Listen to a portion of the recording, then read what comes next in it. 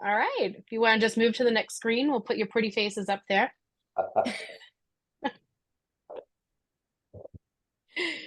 So presenting today or speaking is Darren Findley. He's the president of recruitment solutions at Engage to Excel. And then we also have Andy Crow. She's the director of client delivery and probably someone many of you have been in contact with recently. So Darren, Andy, I'm going to turn this over to you. Great. Great. Thanks, Melissa. Thank you. And I just want to say thank you to everyone for joining this morning, this afternoon, whatever your time zone is. And I would be remiss as I get started in just having this conversation with you if I didn't thank both Melissa and Andy for the work they did in getting the content and the PowerPoint ready for the presentation today. So thank you both. You've done a great job putting it together. I'm excited to present some of this today and with the group that's on the phone. I'm Darren Findley. Like Melissa said, I'm the president of our Recruitment Solutions Group, and it's my honor to lead our team of recruiters across the globe.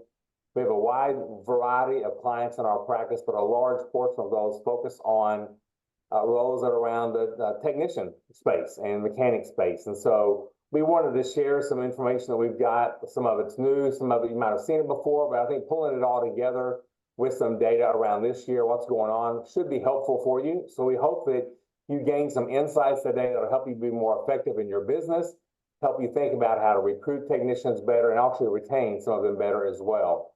I live in Franklin, Tennessee, just south of Nashville. Been here about 30 years and have been with Engage to Excel about 8 years. And just again, thank you for being here today. And I'll let Andy introduce herself. We'll jump right in. Sure. Thank you, Darren. My name's Andy. I have about 20 years experience leading recruiting teams, primarily in the automotive space. I've been with Engage to Excel for about a year and a half now. And like Darren said, I've probably communicated with many of you via email in some form. So happy you're able to join us today. I live in Florida. I'm right outside Orlando, closer to Disney World. So Sunshine State. Cool. Thanks, Andy.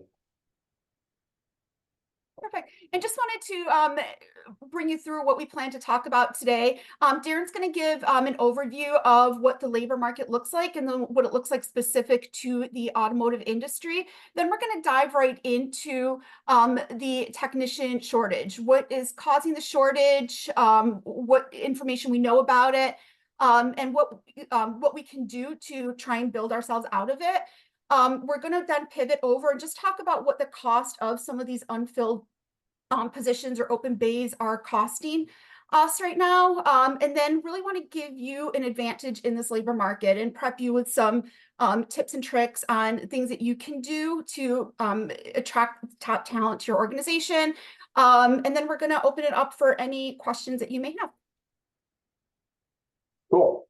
Thanks, Andy. I think when we begin putting this data together and begin thinking about, even the title of the webinar today, I keep going back in my mind is how can you gain your unfair share? And unfair sounds like such a bad word, right? It's not fair. Why is somebody getting more text than we are? But we hope today as we talk about, this, that you'll kind of get in the mindset of aggressively getting your unfair share of mechanics and technicians in your workforce for your organization. And that really is the goal overall, is for us to help you do that.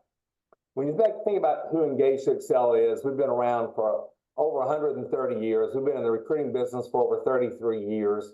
We're the only human capital management company that's out there that'll help you both find and keep your top talent for your organization. So whether you're using our recruiting services, our onboarding services, the services that have been around for 130 years around recognition and length of service.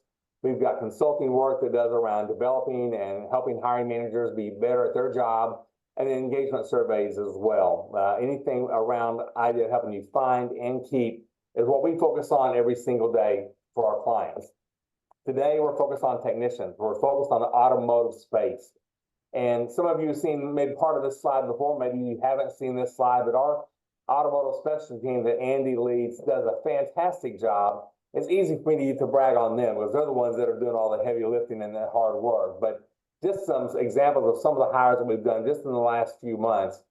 Over 2,700 mastered and skilled technicians that we've hired, 2,000 automotive sales, 700 plus diesel techs. Our average time to get the requisition open, that offer accepted is 27 days. And then we've seen 11% headcount growth in technicians for several of our customers. And so again, when you think about bay utilization, you think about the cost of a bay that's not staffed along the way, and the impact in the organizations overall, having the ability to grow your technician headcount is really key. And you guys know that, or you wouldn't be here already. So this team has just done a great job in that regard. When you think about the challenges that are ahead of us, all of us in this labor market, from a very high level perspective, the labor market is extremely dynamic. And what you really see is that all the major industries are now back above their pre-pandemic employment levels. So when you think about the labor market coming back after the pandemic, we continue to see that overall. The U.S. economy added over 272,000 jobs this past May, and every single estimate, it just topped all those estimates. But we're seeing this deceleration. So it's a little bit of a misnomer to go, oh, it's still growing, it's still growing. Because we've seen a deceleration over the past 12 months of how many jobs are being added and at what pace those jobs are being added. And you can see that in the unemployment rate kind of ticking up just a little bit. So it ticked up to 4.1% in June. And that kind of ended this in May, it actually went up as well. And that ended the longest stretch of historically low unemployment in over 50 years. And so we just continue to see that unemployment rate, if you remember pre-pandemic, it was really hovering around 3.5 to 3.8% pre-pandemic. And now it's up over 4, and I believe will continue to, slightly tick up above over 4 over the next several months as we continue to see some contraction in the labor market overall. And I always like to think back 2 years ago, we were trying to figure out how we're going to fill all these jobs. There was over 12 million open jobs available in the country. Today, there's only about 8.1. And so we continue to see a very strong open job market, but not as strong as it was. And it's not as crazy and critical maybe as it was before. We have seen the labor force participation rate drop just a little bit, down to 62.6, it was 62.7. Those little numbers may not make a lot of sense to you, but when you're talking about a labor force that's somewhere between 150 to 160 million people, a 1.2% change in that labor force participation really is huge. The plus side of that, even though there was a drop in the really early entrance in the working age from 20 to 24 years old, we did see that the prime age working population, those are between 25 years old and 54 years old. I hate that I'm out of my prime now, but anyway, 24 to 54 years old, that actually rose to 83.6%, which is the highest level in 22 years. So Americans love working. They love being able to contribute somewhere in the marketplace, and it is a big impact overall. If you also think about it, we're going to talk a little bit about demographics, then we'll get into the technician piece. But if you look back to 2016, about 8 years or so ago, there were about 49 million people who are age 65 and older in the United States. Okay, 49 million. If you fast forward now to 2030, which is just about 6 years or so away, that number is going to be 73 million. So it's a 58% increase in the number of people in the United States that are going to be 65 and older in the next 6 years. And so that's a huge impact overall in our demographics, in our labor market, and the labor market participation rates and things like that. So the demographics are against us as recruiters in this world, and we have to think really strategically and thoughtfully and specifically and directly about how we're going to go find the individuals we need in the jobs that we're tasked to fill along the way. So we know there's a shortage around service technicians, and there's going to continue to be a shortage. And trade school, are really not growing as fast as they need to grow to put out the number of individuals that need to be there. There's a shortage of teachers in a lot of trade schools as well. The senior and master technicians, like the entire population, are also aging out and retiring. And in many cases, they're just not physically able to do the kind of work that the job requires. We've also seen this generational shift in the last 10 years away from jobs in the trades. It's starting to come back. It's starting to be more recognized that skills are sometimes as important or more important than a college degree. It depends on who you want to listen to in that argument.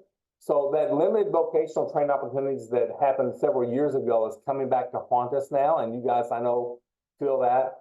But there's just much fewer technicians that are coming up into the profession to replace the retiring boomers that are out there. And then the other thing we'll talk about a little bit is this complexity to the skill set that's needed for the complexity of the vehicles that are out there. But you can see these numbers. There's 67,000 jobs added in this one segment each year, and there's 700,000 open jobs today. It's an incredible amount of jobs. And you think about what's going on with the technicians that you have today and where are they going? Why can't we get enough? We've talked about there's not enough coming in. There's this shortage of entry-level technicians that are coming in. We're missing 113,000 that are coming in and got so many more that we need. But 42% of the technicians that come into the industry are leaving within the first 2 years. And that's a startling number. And we'll talk about some things you can do and kind of why they're leaving in just a second. But I want you to kind of let that number resonate in your head as a recruiter and as an HR professional, as an operator in the fixed operations and fixed ops. You got to think about how can we retain the technicians so we can continue to impact your business overall, and that needs to be done. 41% of those say that they got out of their job role due to lack of career development or advancement. And that continues to be a problem. That was from 22. That continues to be a problem today that we see overall. When you think about why technicians are leaving overall, I want to spend just a second talking about these 6 boxes that you see here. And corporate culture, it's kind of a broad, fuzzy word to a lot of people. They don't really understand what corporate culture means. Corporate culture, or any kind of culture, really in a business context, is how you operate every single day, how you make decisions, what that vision and values are in your organization that drives how leadership and individuals make decisions in the organization, how they treat each other, how well they're compensated. There's a lot of things that go into that. And quite honestly, we see culture as one of the #1 things that drive individuals away from organizations, whether it's lack of career development or advancement, whether it's uncaring or uninspiring leaders, or maybe lack of meaningful work or having enough work, which is hard for some of us to imagine, but unsustainable work. So sometimes there's not enough work, sometimes there's way too much work, and trying to find that balance will create different ways that your culture is accentuated through the life of the employee overall. Lack of workforce flexibility, lack of support for health and well-being, many things boil down to this. And from a corporate culture standpoint, are they getting respect? Do they have the relationships? Are they getting the recognition? And one of the things that Engage to Excel that we do is provide employee-centric manager training. We won't spend time talking about it today, but it's kind of modeled on Dr. Jack Wiley's respect model. It just demonstrates how efficient and how much more productive an organization can be when your managers and your supervisors and your leaders are much more employee-centric. And that is a change a lot of times in the corporate culture that you have in a lot of organizations that have been grown up as a mom and pop operation, but now they're part of a bigger conglomerate or a bigger organization. They're starting to become more sophisticated and think about how can we be a better steward of our employees, of the workforce that's out there. We talked about the lack of qualified technicians in the field and the retirements that are going along. I read also this week that there's about a 9% retirement rate on your technicians. So if you don't know the answer to the question, how many of your techs are slated for retirement in the next 12 months, in the next 24 months, in the next 36 months, go to your HR analytics team and begin to ask that question, because that's going to give you insight into exactly what's going to happen to your workforce and what the replacement rate of just the retirees are going to be. That's information gold right there for you to help you understand. You can reduce your turnover numbers, you got your retirement numbers. That's going to help you overall. Like we mentioned before, there are just fewer techs, that are coming into the field as well. One of the things that we looked at is that female technicians only represent about 1.5% of the technician population.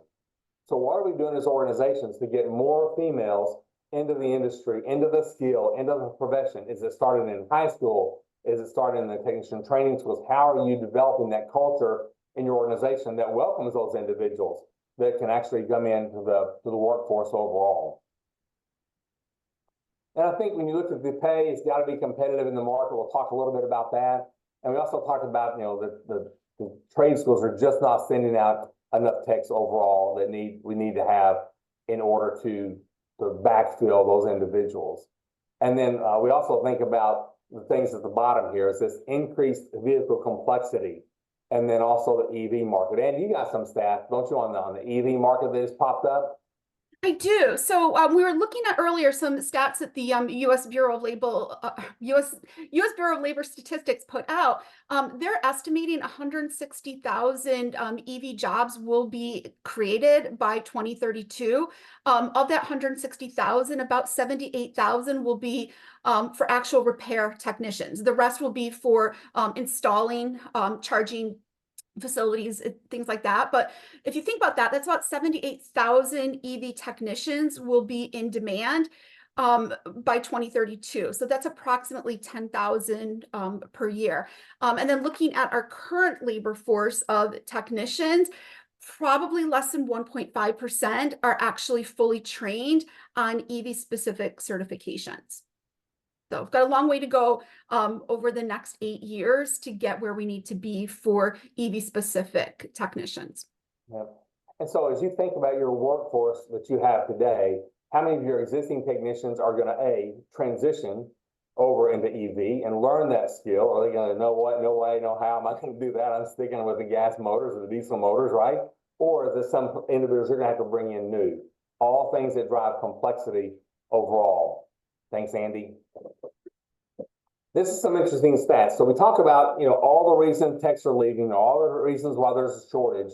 But what we have in front of us today is we have technicians in our workforce today that are right in front of us. They're in our shops every single day. They're working in the bays. And so Wrenchway did a Voice of Technicians survey, and it kind of stack ranked what technicians are looking for overall. And so when you look at these, some of them make a lot of sense. Some of them are go, I'm surprised it's not as high as it is. I'm surprised that's higher than I would have thought it would be. But, paid vacation is important. Paid training is important. So what kind of paid training do you have? That kind of goes hand in hand with this career development. So if you drop down to the second line where it says 78%, well-documented career paths. And so that's something that's not been done a lot of times. I mean, you can go from Tech 1, Tech 2, Tech 3, things like that, right? But what happens after that? What's going to be the next step for my career path overall? Having a retirement fund or 401k fund that's out there that's important. Consistent performance reviews are critical as well. And sometimes you just don't do it. If they're getting the work out, good. You did great. You didn't mess it up today. It didn't come back, right? So think about your performance reviews, because 71% of the technicians say that's important to understand how they're doing. And then no surprise, kind of at the bottom, a temperature controlled environment, adequate tool allowance. And I thought it was interesting, the periodic company paid lunches, 31%. And I thought that was different. What is going on there? But you think about it, if they're getting paid, to get the work done, it's nice to not have to leave and go grab something, and having some recognition, which is critical, but also having them not have to leave to go grab lunch is important. And then 75% stated that they would like to have the weekends off. It's right there in the middle of the slide, right? Have the weekends off. And we also were at another webinar, I think it was either this week or last week, and we heard a fixed ops group talking about it. And just anecdotally, I thought it was interesting. They were just discussing that they had offered the 4-day work weeks, and they thought that would entice the technicians, and they said it actually backfired. And you guys might have already experienced this. I don't know. I just thought it was amazing that everybody's talking about a 4-day work week, but the technicians said that it backfired because they would rather be at work during the week and have their weekends off. Because if they're at home during the week, their significant others would always load them up with a honey-do list. And I think back, well, the last time I had a staycation, it was a stay at home work. So I had to work around the house when I had my staycation. So I kind of get that in a way, but having those weekends off is important. So think about how you're scheduling, think about how you're doing your shifts, think about how you might be able to use, some of those technicians to do some of the weekend work if that's a requirement of your team and of your customer base. But all along the way, retention really is the new recruitment, and you can reduce your turnover overall. You're going to lighten the load and the cost of going and acquiring new talent overall. But then those technicians that stay can also become recruiters for you overall. So we talked about, retention. We've talked about the shortage. But what I want to talk about next is really what is so important about having these jobs filled. And we hear all the time about the true cost of an unfilled bay or unfilled, position across the board. And this is some research that was done last year by the NADA and a mid-year report. And what you really found overall, that there's, number one, a ton of lost revenue. There's reputational damage in the backlog that occurs with vehicles that need to be fixed. There's overtime and contract labor costs that comes in when you're understaffed.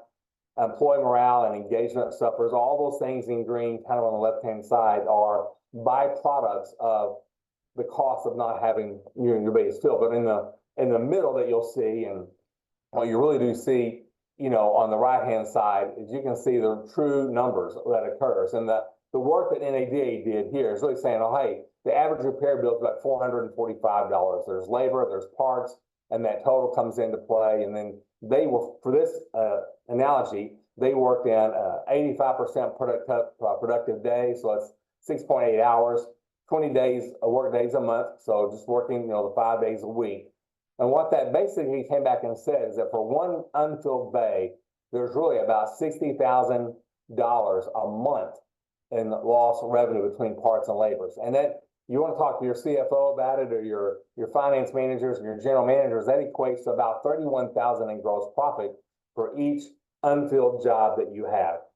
You multiply that by 12 months of different jobs that are not filled, you're talking about $726,000 of lost revenue for that service bay, that location, right, per bay.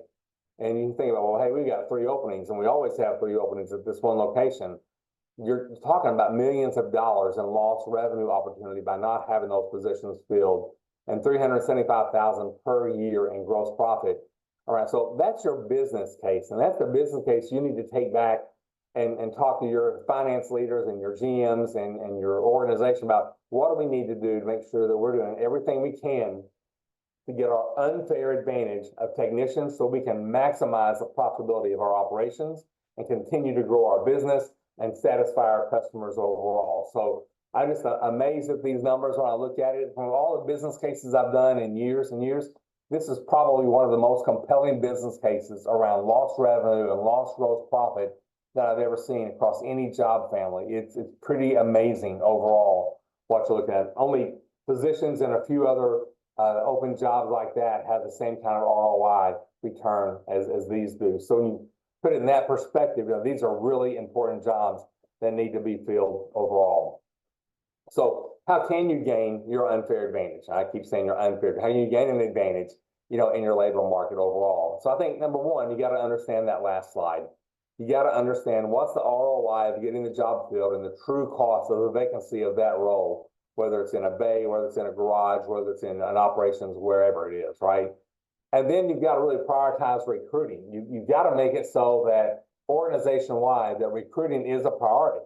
And it's just not something that falls to the bottom of your to-do list, because that's not going to work, because then you're going to be in a reactive mode overall. You want to treat recruiting really like any other major goal in the operation. Selling cars is important. Fixing those cars is important, because look at the margins that you're going to get on top of that. And we got several customers, when they report their earnings, you see that the margins that come out of the fixed op area and the after sales area is significantly greater than the margin percentage that come out of the new car sales. And so it's really important. I think the other thing you can do as you think about it is really try to improve your job descriptions. It's really important to understand that when candidates take a look at your job advertisement or your job posting, they really take about 40+ seconds skimming through that before they decide if it's a good fit or not. So make sure you're keeping it clear, make sure you're keeping it concise, include the salary anytime you possibly can. And also think about the way that the way it's positioned, that you don't put the salary at the bottom, put the salary at the top. Keep it clear and concise at the very beginning of your posting. And then also I just want to encourage you to think about your hiring process and think about what is the process. Do you have it mapped out? Is it willy-nilly? Is it decentralized? Willy-nilly is another word for decentralized, by the way. It's an official term. Feel free to use it, where that came from. But it is a decentralized processes, or one site is doing it different than another site. It's hard to compare the effectiveness between locations when everyone is kind of doing their own thing. Do they require 2 or 3 interviews at one location versus 1 interview at another location? Are they allowing for virtual interviews, maybe for the first interview? When you look at the amount of candidates in these roles that are currently employed, it's about, I think 93% of the candidates that are in this group are currently employed today. We call those passive candidates, by the way. They're not going to take off unless there's a real compelling reason to come over and interview for an hour out of the middle of their day or in the evening or whenever that happens to be. So think about what your process does for those individuals and accommodate maybe some virtual interviews during the first round interviews and things like that when you're just trying to get to know the individual. And while you are selling through your enhanced job descriptions and the role itself, or you're selling your job, those individuals can come over. Also think a long-term recruiting strategy with your schools that are around. You think about build versus buy. You can certainly build a workforce by partnering with those schools. And I think we've seen just across the board hit and miss success on those partnerships as you change out individuals in your service department. Maybe it's strong for a year or so and then it goes away. That long-term strategy of this is what we're going to do. This is the approach we're going to take, whether it's those trade schools or whether it's military recruiting, whatever it might be. Have someone accountable at a senior level in the organization for ensuring that those long-term strategic plans around building your own tech force is there. Include shop tours and demonstrations and be on an advisory committee, really get involved to show that you care about doing that. And then last but not least, it's really how do you use social media correctly? Nearly 70% of your applicants will go to your website or your social media pages before they'll apply for your job. So try to go beyond that. We're hiring kind of posts. We're hiring. Oh yeah, we're still hiring. So think about making that approach a little bit differently across the board. So you can begin to use, video overall in some of your approaches. So when you think about this unfair advantage that I want you to gain, it is more about being proactive and strategic and thoughtful, but then the follow-up that comes with that is really going to help you drive success overall. One of the things that we've done with our clients overall, and this is a good example of it, is using video and using social media to drive some of that, using QR codes so you can click on those and just take a look at that. And so we know that your brand matters. And think about the technicians that have been surveyed, 84% of those technician candidates say that your reputation and your brand, the automotive brand that you're actually hiring for, influences whether or not they're going to apply for the job. So, I mean, honestly, if you got your phone, you can even take your phone and hold it up to the screen to this QR code. It's going to take you right to this example of what we call a job info write-up. So use this to gain an unfair advantage with candidates because it's something simple and easy they can do. They can see the video, they can click on the apply button immediately and being able to apply and express interest without filling out some long application. It gets them into our community that we try to build for each of our customers along the way. So they can see the qualifications of the job, they can see the job itself, they can understand what your culture is like. And anytime you can use one of your existing technicians along the way, it is really important. They really prefer, there's some corporate videos that are great to show, but if you have just like a day in the life kind of video or one of your existing technicians that talk about what work is like there, then they come interview and they see the same guy do the interview that they walk past in the shop, that makes a big impact overall for your credibility and how you're going to be able to continue to gain your unfair advantage and your unfair share. So social media is critically important. Having the right tech stack is also important. So you see a lot of things that are listed here, and a lot of you have some of these things. So whether you're using Circa or Indeed or Jobcase or whatever job boards that you're using, you think about the model you want to have in place. You've got to attract, you got to identify who they are, you got to find them, you got to attract them, and you've really got to engage them. So as recruiters, our job really is to do that and to use all the technology tools at our disposal, and maybe some that they're not at your disposal. We may have it at our disposal because we have so many different clients, right? That we can put the right tech stack together to help you drive those candidates into your organization. And then track that and track the effectiveness of those things. So technology is really important. Social media is really important overall. But you also have to think about what are some other effective approaches that you might need to help understand the best way to get these technicians in. So 75% of technicians aren't actively looking. I think I said 93% are actively employed already. but 75 are not even looking, right? And they would be open to hearing about your opportunity overall. One of the things we've done is we top performer studies, and our top performer study is really an interesting way to marry marketing techniques and strategy with focus groups of why people stay and why they would leave. You bring both of those things together, and we understand that, and it's really interesting to watch. So your mobile techs, as an example, we've hired a ton of mobile techs that are out there, and the things that they value each day around having the freedom on the weekends to go hunting and fishing. I think we did one study that showed that one of our clients, these technicians, fell into these different segmentations. I won't get too technical, but you could fall into different segments. And in every single segment of these technicians, the number one thing they wanted to do was have some kind of outdoor sports activity, hunting, fishing, something in the wild, something outdoors. And when we changed our marketing and our branding to more coincide with have freedom on the weekends, have freedom to spend time with your family, have freedom to go camping, to go hunting, to go fishing, all of a sudden, the numbers that we had from a response standpoint skyrocketed. And at the same time, the conversion from the number of candidates that came in to the hires got much more efficient as well. So you've got to think about what is it that drives individuals into your organization? Why would they join? And then why would they stay? And then why would they leave? So some of these approaches are important.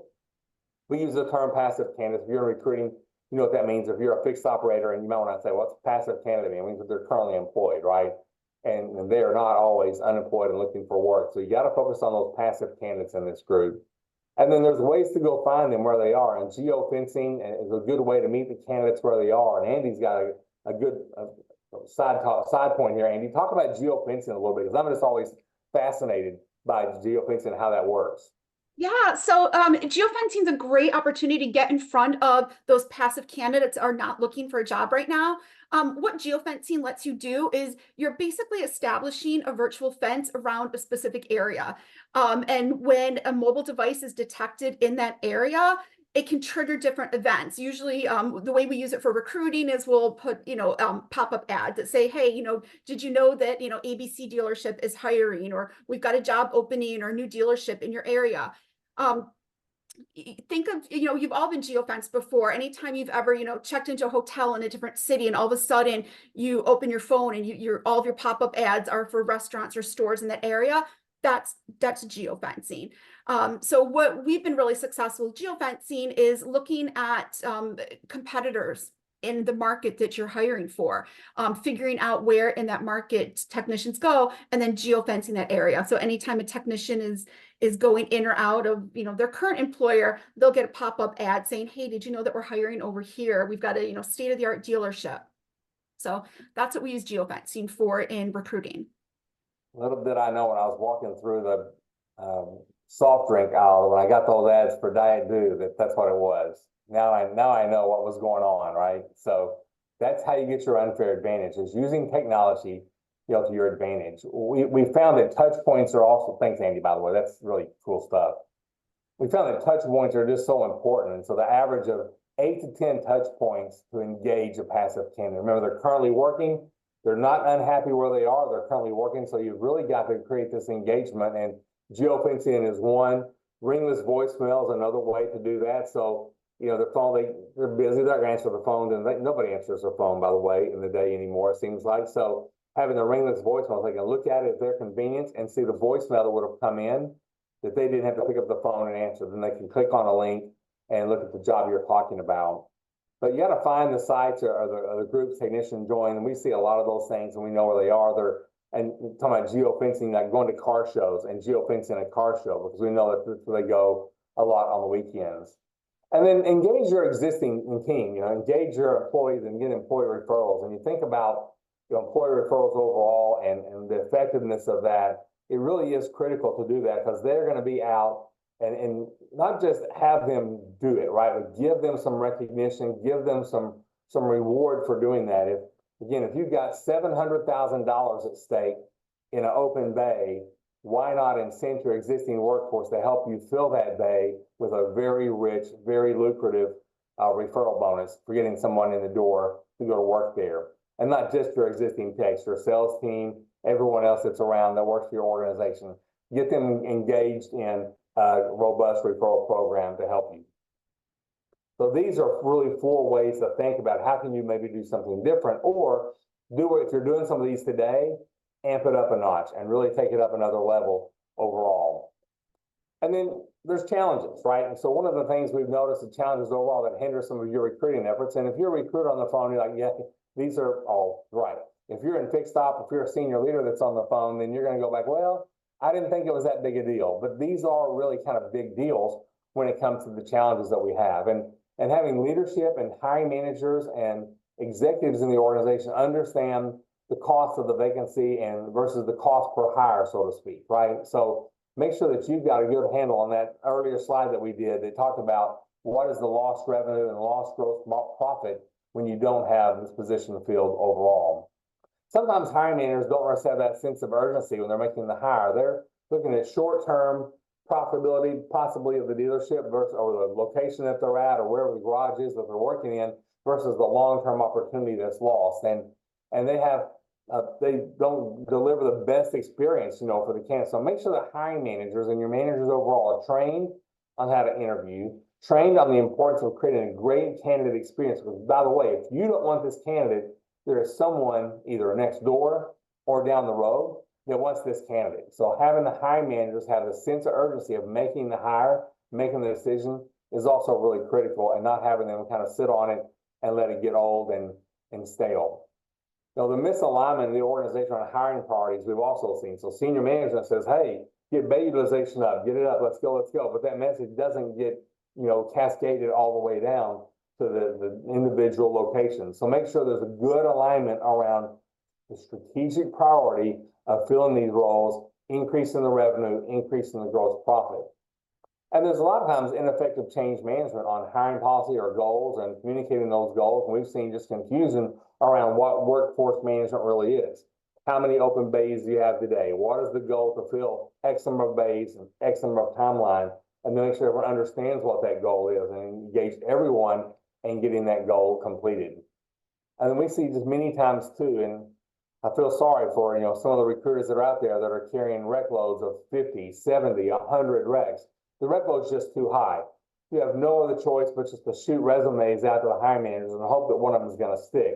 And that's not a very effective way either to do that. So make sure that you're managing the team size, getting help when you need it, the right kind of help when you need it to get some of those rec loads down. And then the working conditions, are they environmental conditions? Are they heated? Are they cooled? Are they clean? What kind of working environments are going to be there? And having that is a step one of creating a great environment to help you not only recruit, but retain your technicians overall. And then is your pay aligned? And I haven't spent a ton of time talking about pay because pay is also very dynamic and it's a sensitive subject sometimes when you talk about pay with organizations. And so make sure you've got the right tools, whether you're using Talent Neuron or Labor IQ or Salary.com or whatever you're using to benchmark that compensation in the market that you're in. And that's really important. What are your competitors doing? What is the market doing? And how does that impact your overall abilities to recruit in that market? We've done a few seeker shopper kind of competitive study analysis where we can go in and understand what the competition is actually paying for some of these roles. And it really helps you understand, how you need to be aligned from a pay standpoint overall and a pay structure standpoint even. So as we kind of think about wrapping up a little bit and we think about the old way versus new way. And so we talked to a lot of organizations and they're still kind of doing it what I call the old way, where the operations or the garage or the dealership doesn't have any control over the approach, activities or efforts, and that it's kind of ad hoc, right? There's no systematic approach, no strategic approach to how the recruiting is going to be done. There's little value placed on the candidate experience or the brand experience for that matter. And so you want to think about, the impact that has on a candidate. If they're looking at 2 different brands and have 2 different experiences, you have a bad experience with your operation, they're gone. And it's going to be really hard to get them back. And also just candidates not being deeply vetted, or maybe they're shopping around. We hear that a lot, that they're shopping around. So as a recruiter, our job is to make sure that we vetted this candidate, that they understand the expectations of the role, they understand the brand, they understand the organization and what they're getting into. So make sure those candidates are vetted so they're not just shopping whatever pay rate you're going to throw out to them to their current employer, which they probably will do anyway. So making sure it's competitive and make sure that it's spot on and you've got not just the pay that's aligned, but also the other things we've talked about today around the career path, around the growth, around the environment, around the respect that's going to be given to the existing team. And when you think about agency usage across the board, they're billed 18 to 22, I've heard as high as 30% of the first year salary getting billed. That's really kind of old school.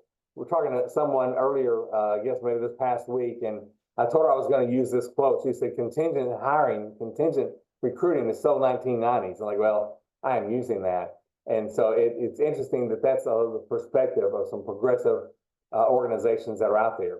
So what can you do that's new and different? On the right-hand side of the screen, a team of dedicated recruiters that make sure they've got automotive experience. They understand technicians. They understand how they talk, what they look for, what their needs are, familiarity with those dealerships, hiring managers, building that relationship with the hiring managers, and then analytics. You got to have the analytics to go, is this working? Is it not working? How do we need to change and pivot based on the candidate funnels that we have?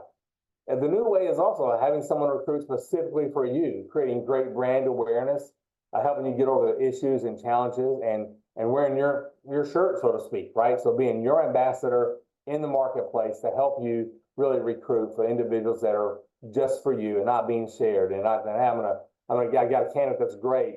I'm gonna shop him at Honda, at whatever other Honda dealerships in town. Maybe there's another operation I'm gonna shop that individual to. Don't go that route. Find a dedicated team that's going to focus on candidates just for you overall, and then make sure those candidates are thoroughly screened, both that the hiring manager and the candidate are prepared for their interviews. And many times they go, what does that mean? Well, it means that the hiring manager is not going to come in late to the interview.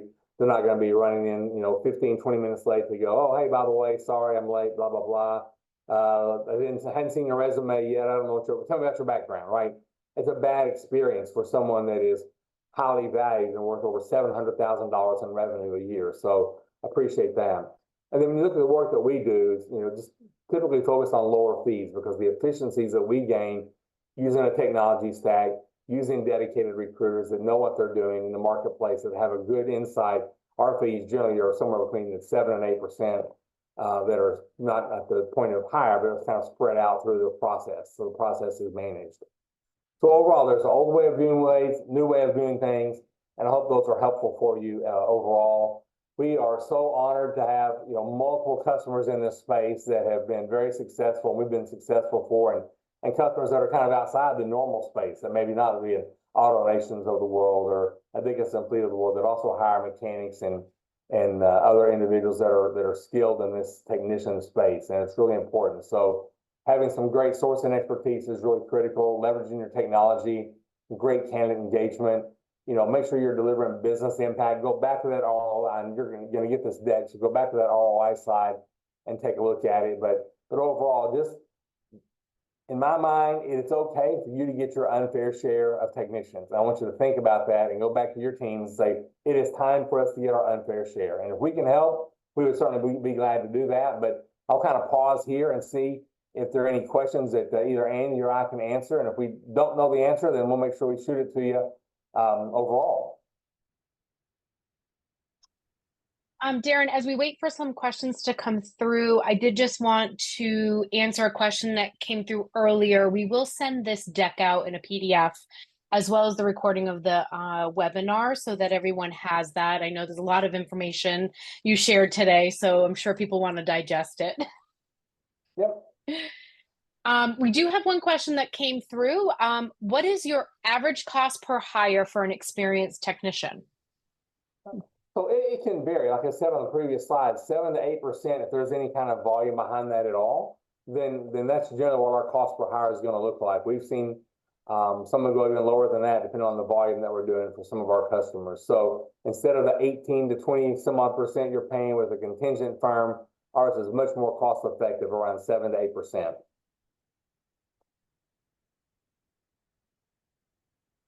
Okay, then I have another one.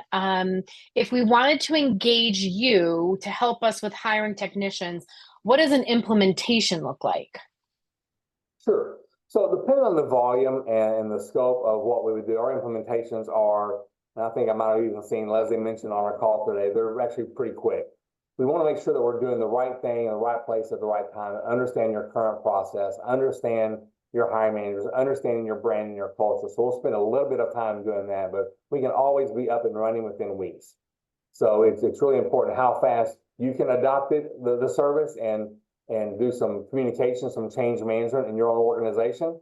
But we can be up and ready to go within weeks, and we can model that based on your timeline from a change management and a rollout standpoint.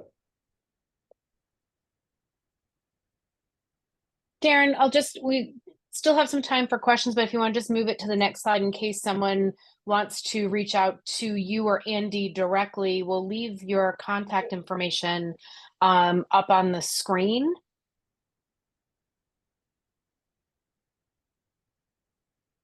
And again, if you have any questions, just drop them in the chat and we can answer them live with Darren and Andy.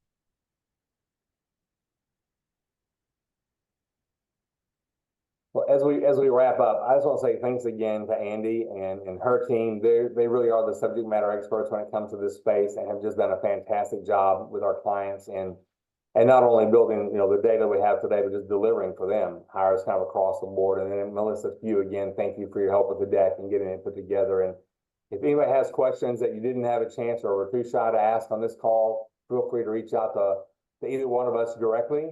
And we would love to have a conversation with you, but maybe I'll give you 8 or 9 minutes back in your afternoon. Thank you so much for joining today. It's our honor to be here that you joined us.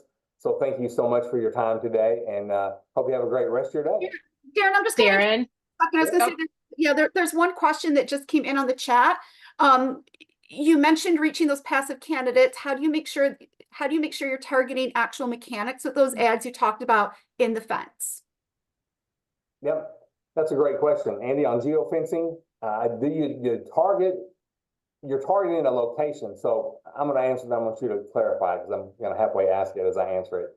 So when you think about what you're geofencing, if you're geofencing a shop or a dealership, for example, it is really easy to take that geofence down and to just the shop. And what Andy and her team have done in the past is say, anybody that comes into that shop location, not the sales floor, not the lot, just that shop area, 3 to 4 times a week, gets geofenced and gets targeted. That's your passive technician candidate on that. If you do something broader, like a car show or a convention, you're going to get other individuals in that targeted area also. But Andy, did I answer that right? Because I'm kind of halfway asking. Yeah, no, you did. So what we've been successful doing is really looking at who is in the market that you want to target. So if you're a dealership or if you're a collision center, you say, you know, I would love to have people that work at this dealership, you know, 2 miles down the road. We can geofence it. And like Darren said, we're going to assume that if somebody walks in or out of the dealership once or twice, they're either a customer or they're dropping their car off and picking it up. We can then make the assumption that if they walk in or out of the dealership or the shop 3 to 4 times a week, that they work there, and then we can specify that only those people that go in or out three or more times will get a pop-up ad directed to them. We do the same thing sometimes, like Darren mentioned. We'll look at auto parts stores, or we'll look at, you know, car shows. So yeah, sometimes you will have people looking at your ad that aren't a mechanic, but they saw a pop-up ad that says we're hiring and they clicked on it. So if nothing else, you're drawing people into your brand. So they might possibly be a customer. Awesome. Thanks, Andy. All right. I don't want to rush. Any more questions?